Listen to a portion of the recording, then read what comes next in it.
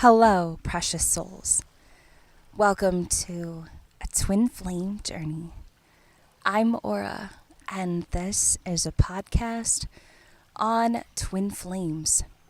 For more videos, don't forget to like, share, and subscribe.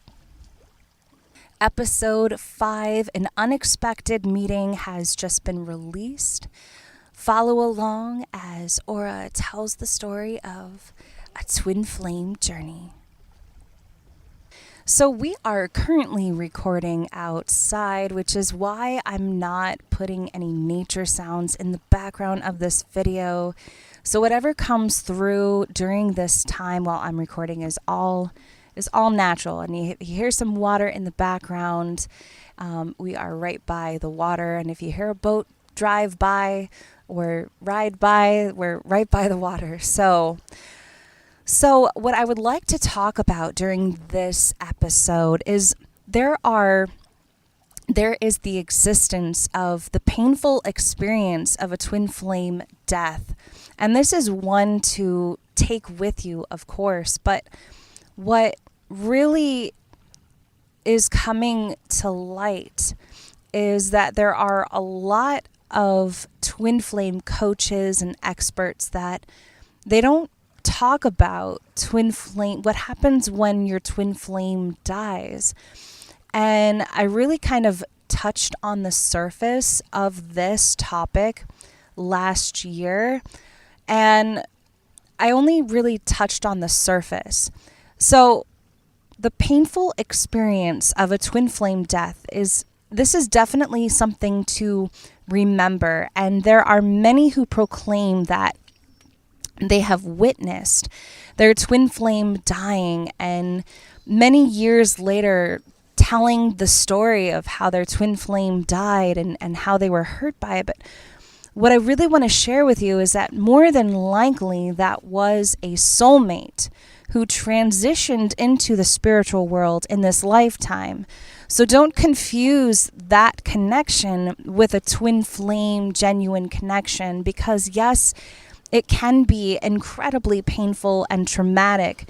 Not to say that you didn't have or share a very special connection with that individual soul. It's just that more than likely it's not a twin flame connection. And you can come across these connections again during your journey, depending on whether or not, they impacted your growth, your spiritual growth, and assisted you along the way. But when you come across these connections, more than likely you will come across them again, except for when you are in a different energetical form. But also, to say the least, that there have been many instances where the definition of twin flames is carried around very lightly and displayed in multiple ways in certain relationships and instances. But what you must know and come to know and understand is that you are your twin flame. You are them. You share the same soul, the same consciousness. So part of the reason why you came here to experience this journey, this twin flame journey, is to experience a spiritual awakening and enlightening moment, because we are not our everyday lives. We are our twin flames. So, and I have been incredibly sensitive in sharing this about the twin flame connection, but once you have grasped the idea that the human self, the human flesh, isn't what is guiding this connection, it's something that occurs within, and it changes your life entirely. You're more spiritually aware than you have ever been before.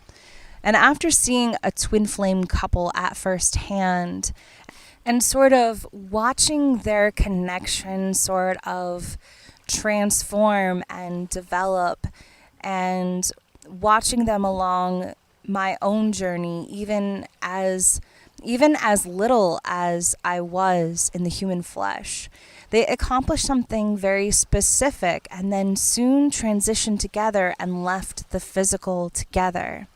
But what you must know is that if your physical existence does come to an end, your twin flame will follow you afterwards. So therefore, their physical existence ends as well. So, if you've ever watched movies like The Notebook, where the spiritual twin flame, Noah, he's reading to his matrix twin flame, Allie, because he deeply knows that their physical existence is coming to an end and he wanted to be there for it. He wanted to be there, but also he was feeling that the both of them, their physical existence was coming to an end. He even told their children that that's my sweetheart in there. I'm not leaving her. That's my home. So it won't matter where you are, and it won't be about a physical place because it's about an internal balance and alignment. And their journey ended together because you share the same soul with a twin flame, the same consciousness. That is why this concept becomes valid. Or if you look at the twin flame couple of Jennifer and Fred, their physical existence ended unexpectedly and they became one together after many years in physical union together. Jennifer came from a very hard, abusive background, domestic violence in her previous long marriage with her 2 children. Also, while her twin flame was overcoming an abusive relationship as well, they met later in life. And I also share their story in my episodes. So if you're curious about it, you can check that out as well in the description box below. Most of this journey is not about escaping anything. It's about establishing an inner peacefulness inside of you, of where you separate the physical from the non-physical, because the non-physical is where the union is occurring. That's where you will see it in the physical flesh. So if you're holding on to grudges, arguments, or upset with your twin flame and how they quote unquote behaved while you were experiencing your spiritual awakening, you have it all wrong. And it's about the unconditional side to it. And a lot of twin flame coaches will probably not mention something like this or this type of concept to you, but it's important to know this as you come across a genuine twin flame connection. So, I hope that you enjoyed this episode. Until next time, I'm Aura, and this is a twin flame journey.